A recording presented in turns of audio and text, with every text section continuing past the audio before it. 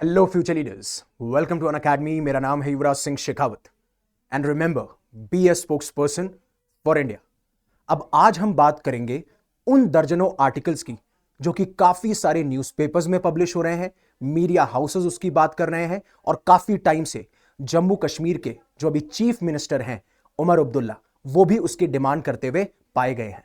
यहां पे मैं बात कर रहा हूं जम्मू कश्मीर में दोबारा से स्टेटहुड लाना, यानी जम्मू कश्मीर को स्टेट बनाना। आप सभी को पता होगा अभी जम्मू कश्मीर एक यूनियन टेरिटरी है। अब इस आर्टिकल को डिस्कस करने से पहले मैं आपको एक बैकग्राउंड भी दूंगा, बट अभी कंटेक्स्ट क्या है वो चीज आपको समझना जरूरी है।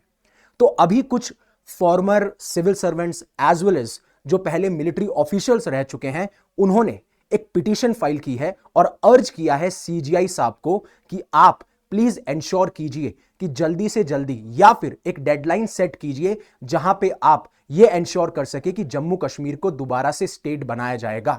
और सबसे इंपॉर्टेंट बात, अगर आप पूरा इतिहास उठा लें तो यूनियन टेरिटरी को जरूर स्टेट बनाया गया है, बट कभी स्टेट को डिमोट करके यूनियन टेरिटरी नहीं बनाया गया है। हालांकि सेंट्रल गवर्नमेंट ने साफ साफ ये कहा था, पहले भी कहा था कि हम जल्दी से जल्दी कोशिश करेंगे और एक एप्रोप्रिएट टाइम आने पे हम जम्मू कश्मीर को स्टेट बना देंगे।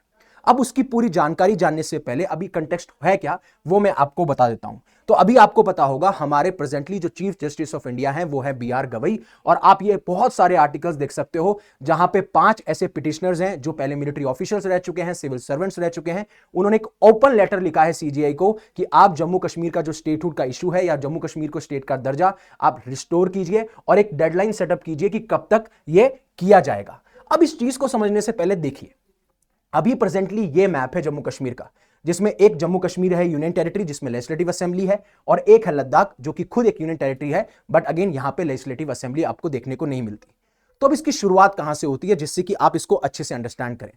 अगर मैं बात करूं 2019 से पहले जम्मू कश्मीर एक फुल फ्लेजेड स्टेट था और उसके पास में एक स्पेशल स्टेटस भी था। किसके तहत? आर्टिकल 370 के तहत, जहां पे उनका खुद का कॉन्स्टिट्यूशन हो सकता है, खुद का फ्लैग है, ऑटोनॉमी है, मतलब इंडिपेंडेंस है बहुत सारे मैटर्स पे, एक्सेप्ट फॉरेन अफेयर्स हो गए, डिफेंस हो गए, कम्युनिकेशन हो गए। लेकिन सिचुएशन चेंज होती है 2019 में, जब एक प्रेसिडेंशियल ऑर्डर और पार्लियामेंट रेजोल्यूशन की वजह से आर्टिकल 370 को रिवोक किया जाता है। एंड देन उसी पार्लियामेंट में एक एक्ट इंट्रोड्यूस किया जाता है जिसका नाम था Jammu and Kashmir state reorganisation act 2019, जिसकी वजह से, उस एक्ट की वजह से जम्मू कश्मीर को 2 यूनियन टेरिटरी में बांट दिया जाता है, जो कि मैंने आपको बताया। हालांकि जो हमारे यूनियन होम मिनिस्टर हैं अमित शाह साहब, उन्होंने बार बार यह कहा, इवन पार्लियामेंट में कहा कि एप्रोप्रिएट टाइम आने पे हम जम्मू कश्मीर को स्टेट का दर्जा दे देंगे। सेम प्रधानमंत्री मोदी साहब ने भी क्या किया, जब भी उन्होंने कुछ टेलीविजन एड्रेस दिए तब उन्होंने कहा कि जम्मू कश्मीर में एक एप्रोप्रिएट टाइम आने पे हम स्टेटहुड का उसको दर्जा दे देंगे। इवन जब 2023 के अंदर सुप्रीम कोर्ट पे यह मामला गया तो हमारे जो सॉलिसिटर जनरल है उन्होंने भी यह कहा कि हम जब टाइम आएगा तो हम डेफिनेटली जम्मू कश्मीर को स्टेट का दर्जा दे देंगे। अब 2023 में मुद्दा गया क्यों? क्योंकि 2023 में कुछ पिटिशनर्स ने यह फाइल किया कि जो आर्टिकल 370 को रिवोक किया गया है वो अनकॉन्स्टिट्यूशनल है। हालांकि सुप्रीम कोर्ट ने अपहेल्ड किया गवर्नमेंट का डिसीजन कि नहीं, ये सही डायरेक्शन में एक डिसीजन लिया गया है, आर्टिकल 370 को रिवोक करना एकदम सही था। बट सुप्रीम कोर्ट ने उस टाइम यह रिव्यू नहीं किया कि आपने जो स्टेट को यूटी में डिमोट किया है क्या वो कॉन्स्टिट्यूशनल है या अनकॉन्स्टिट्यूशनल है, क्या वो कॉन्स्टिट्यूशनल जो हमारे प्रोविजंस है उसको फॉलो करता है कि नहीं करता है। उसके ऊपर इसलिए बातचीत नहीं हुई क्योंकि सॉलिसिटर जनरल ने साफ साफ ये कह दिया था कि हम आने वाले टाइम पे हम प्रॉमिस करते हैं जम्मू कश्मीर को स्टेट बना देंगे।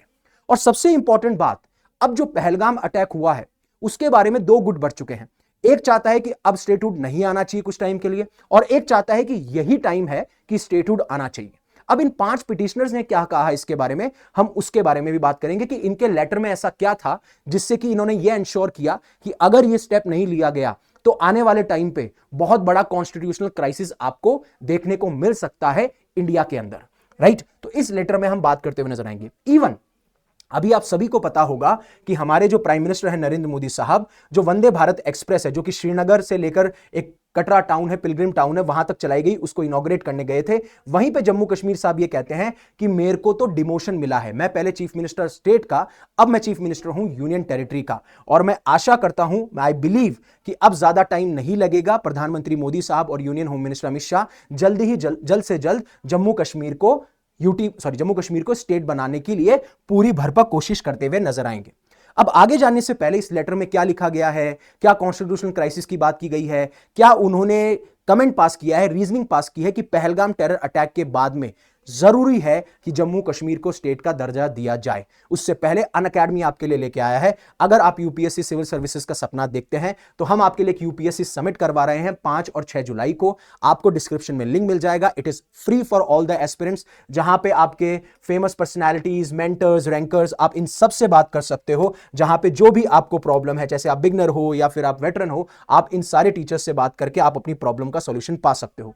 वैसे ही हमारे कुछ बैचेस हैं, जैसे बाइलिंगुअल बैच हो गया, बाइलिंगुअल आगाज बैच हो गया। आगाज बैच के अंदर मैंने साइंस एंड टेक और एनवायरमेंट पढ़ाई थी और बहुत बच्चों ने प्यार दिखाया। वैसे ही नीव बैच जो 2028 को टारगेट कर रहा है, वहां पे मैंने इकोनॉमी पढ़ाई, वहां पे भी बच्चे बहुत ज्यादा प्यार दिखाते हुए नजर आए हैं। तो इन सब में अगर आप एनरोल करते हैं तो आपको मेरा कोड यूज करना है UV50, यूवी पाजी वाला यूवी, उन्होंने मार दी 50, you will get the maximum discount in it, right. तो चलिए अब लेटर, अब जो ये पिटिशनर्स हैं, मैं एक बार बता देता हूं कि उनके ओहदे क्या रहे हुए हैं, पहले उन्होंने कौन कौन सी पोजीशन हेल्ड करी है। For example union home secretary रहे हुए हैं, मेजर जनरल रहे हुए हैं, फॉर्मर यूनियन सेक्रेटरी रहे हैं। इन सब ने एक पिटिशन फाइल करी और एक ग्रुप साफ साफ ये बोलता है कि जो सुप्रीम कोर्ट का जजमेंट दिया गया था 2023 के अंदर, जो मैंने आपको पहले बता दिया कि आर्टिकल 370 को रिवोक करना, उसको अपहेल्ड करते हैं, लेकिन कोई ऐसी बेंच नहीं बिठाई गई थी जिससे यह पता लगाया जा सके जो स्टेट को आपने डिमोट किया है यूटी के अंदर, क्या वो कॉन्स्टिट्यूशनल था या नहीं था। तो साफ साफ ये कहते हैं कि एक सुप्रीम कोर्ट ने कोई भी रूलिंग अपनी कॉन्स्टिट्यूशनैलिटी और अनकॉन्स्टिट्यूशनैलिटी पे नहीं दी जब इन्होंने इसको डिमोट किया, और इवन इसलिए नहीं किया क्योंकि सॉलिसिटर जनरल ने यह अश्योर दिया था।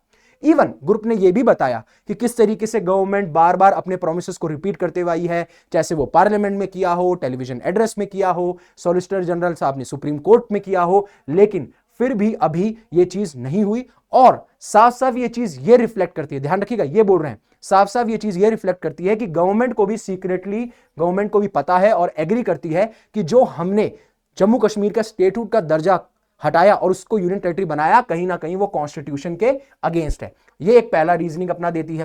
फिर उसके बाद में उन्होंने ये भी बोला कि जो दिसंबर 2023 था, जहां पे सॉलिसिटर जनरल साहब ने ये बोला कि सुप्रीम कोर्ट जो है स्टेटहुड जल्दी जल्दी या धीरे धीरे देर से लेके आएगी, तो ये ग्रुप बोलते हैं, ग्रुप आर्ग्यूड दैट ये राइट नहीं है। ये राइट क्यों नहीं है? बिकॉज ऐसा कभी भी नहीं हुआ है कि स्टेट को यूनियन टेरिटरी बनाया गया हो हमारे इतिहास के अंदर। और उन्होंने साफ साफ ये भी बोला कि अगर ऐसी प्रैक्टिस चलने लग गई और ऐसे बाद में फॉलो करने लग गए तो अगेन ऐसा और हो सकता है कि कोई भी और स्टेट ऐसा रिस्क फेस कर सकता है। और आप सभी को पता है कि जब मैं बात करता हूं बेसिक स्ट्रक्चर डॉक्ट्रिन की, तो उसमें फेडरलिज्म एक हिस्सा है जहां पे हम पावर डिस्ट्रीब्यूशन की बात करते हैं सेंटर और स्टेट में, और यह चीज उसको कहीं ना कहीं वायलेट करती है, लेकिन इस पे बातचीत नहीं की गई। फिर उसके बाद में पिटिशनर्स ने यह भी कहा कि जो रिसेंट टेरर अटैक हुआ है पहलगाम में, तो गवर्नमेंट साफ साफ यह भी कहेगी, इसको एक एक्सक्यूज की तरह यूज करेगी कि नहीं, अभी हम जम्मू कश्मीर में स्टेटहुड नहीं ला सकते। बट इन्होंने कहा कि यह एकदम राइट टाइम है, it is a right time to restore it. क्यों?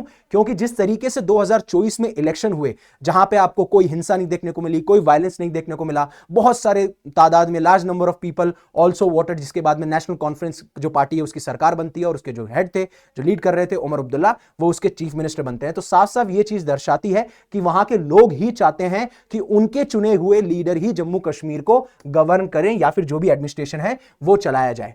इवन उन्होंने कहा कि सिर्फ रिस्टोरेशन की बात नहीं है, बात यहां पे यह भी है कि रिस्टोरेशन के साथ में अगर आपको इसको और बेस्ट बनाना है तो आपको जो लोगों के राइट हैं, उनके फ्रीडम है, उनको भी प्रोटेक्ट करना होगा, और यह बेस्ट तरीका होगा। एंड साथ साथ जब डेमोक्रेसी लौटेगी, जब कॉन्स्टिट्यूशनल प्रिंसिपल्स को फॉलो किया जाएगा, तो हम प्रॉपर चेक्स एंड बैलेंसेस भी कर सकते हैं। इसीलिए उन्होंने साफ साफ रिक्वेस्ट करी है चीफ जस्टिस ऑफ इंडिया से कि आप सुप्रीम कोर्ट में एक स्पेशल बेंच बनाइए, जिसमें आप पहली चीज तो यह रिव्यू कीजिए कि जो जम्मू कश्मीर को स्टेट से यूटी बनाया गया, क्या वो कॉन्स्टिट्यूशनल था कि नहीं, या फिर वो अनकॉन्स्टिट्यूशनल था। दूसरा उन्होंने बोला कि एक क्लियर डेडलाइन की तरफ हमें अप्रोच करना चाहिए कि कब तक आप जम्मू कश्मीर को स्टेटहुड दे दोगे, उसके बारे में बात किया जाना चाहिए।